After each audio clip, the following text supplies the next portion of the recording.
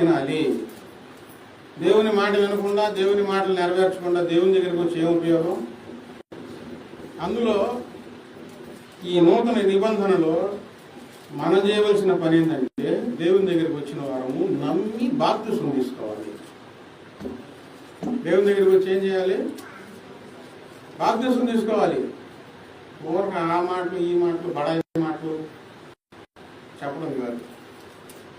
నమ్మాలి, నమ్మి బాప్తిసం తీసుకోవాలి. యేసుప్రభువు వారు చెప్పారు ఆ మాట, నమ్మి బాప్తిసం పొందువాడు రక్షించబడును అని. మన దగ్గరికి వచ్చిన వారికి ఎక్కడైనా ఏ మందిరంలో అయినా ఏం చెప్తారంటే బాప్తిసం తీసుకోమనే చెప్తారు. తీసుకోవద్దని ఎవరు చెబుతారు?